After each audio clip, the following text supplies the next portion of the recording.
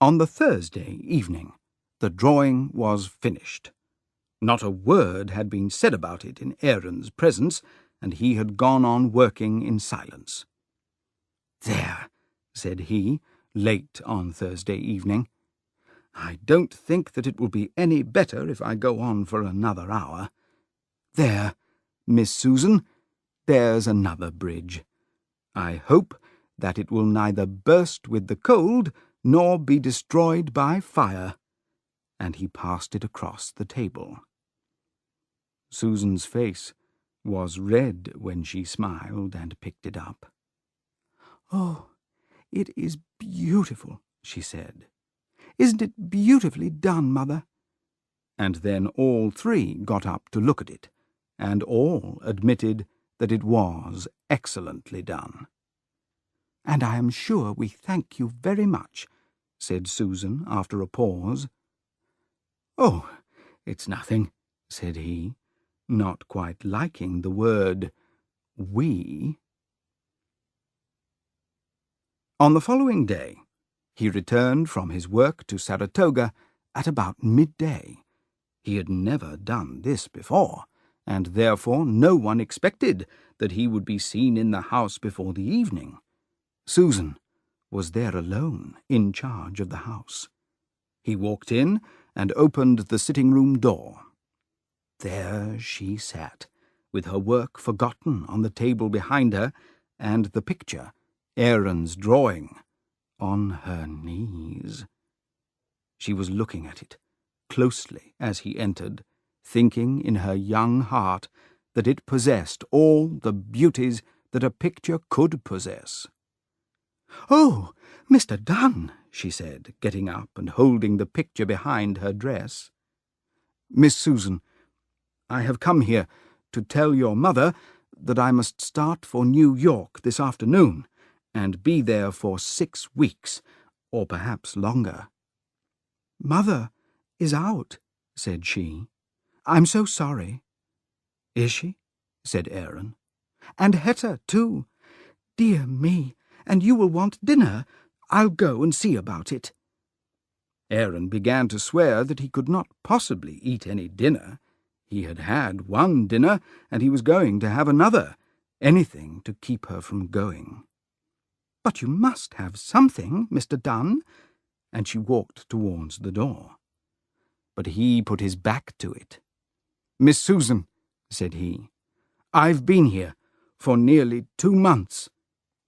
"Yes, sir, I believe you have," she replied, shaking in her shoes and not knowing which way to look.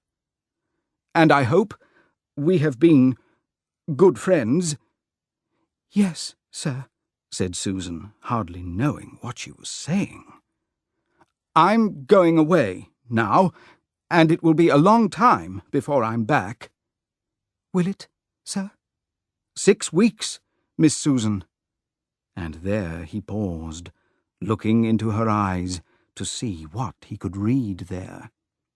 She leant against the table, pulling to pieces a handkerchief which she held in her hand. But her eyes were turned to the ground, and he could hardly see them. "Miss Susan," he continued, "this is as good a time to speak as any other." He, too, was looking towards the ground, and clearly did not know what to do with his hands. "The truth is just this. I love you dearly, with all my heart. I never saw anyone I thought so beautiful, so nice, so good, and what's more, I never shall. I'm not very good at saying things like this, I know, but I couldn't go away from Saratoga for 6 weeks and not tell you."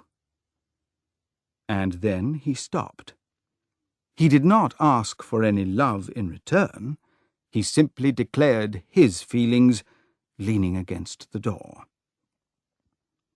Susan had not the slightest idea of the way in which she ought to reply to such words. She had never had a lover before, nor had she thought of Aaron exactly as a lover, though it is true she had been feeling something very like love for him. Now, at this moment, she thought that he was the best possible man, though his shoes were covered with railway mud and his clothes were rough. He was a fine, well-built, honest man, whose eye was brave but gentle. Love him? Of course she loved him. But what must she say? Not the whole truth. She well knew that. What would her mother and Hetta say if she told the truth? Hetta, she knew, would be against such a lover, and she had hardly more hope of her mother's agreement. She never asked herself why they disliked Aaron as a lover for her. There are many nice things that seem to be wrong only because they are nice. Perhaps Susan thought of a lover as one of them. "Oh, Mr. Dunn, you shouldn't." That, in fact, was all that she could say. "Shouldn't I?" said he. "Well, perhaps not, but there's the truth, and no harm ever comes of that. Perhaps it's better for me not to ask for an answer now, but I thought it better that you should know it all. And remember this, I only care for one thing now in the world, and that is for your love." And then he paused, hoping that perhaps he might get some sort of an answer, some idea of her heart's feelings towards him. But Susan had immediately decided to agree when he suggested that an immediate reply was not necessary.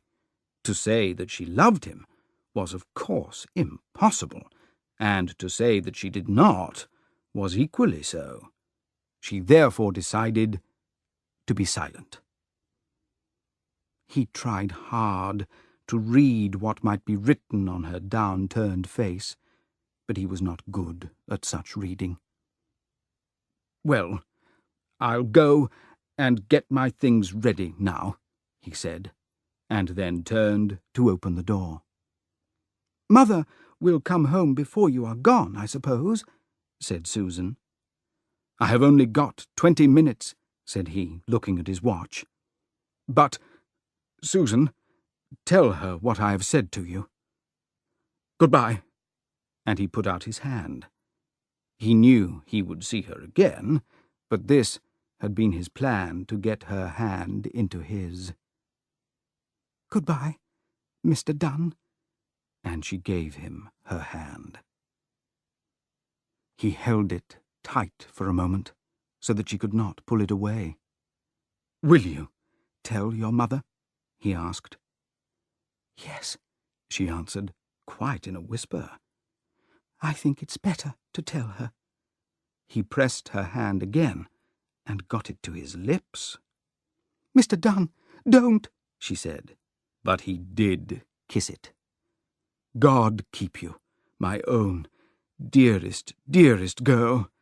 I'll just open the door as I come down. Perhaps Mrs. Bell will be here." But Mrs. Bell did not come in. Susan, when left alone, sat down and tried to think. But she could not think. She could only love. She thought of the young god whose heavy steps could be heard upstairs as he walked around collecting things and putting them into his bag. And then, just when he had finished, she remembered that he must be hungry. She ran to the kitchen, but she was too late. Before she could even reach the bread, he came down the stairs. "Miss Susan," he said, "don't get anything for me. I'm going now." "Oh, Mr. Dunn, I am sorry. You'll be hungry on your journey." And she came out to him in the passage. "I shall want nothing on the journey, dearest, if you'll say one kind word to me." Again her eyes fell to the ground.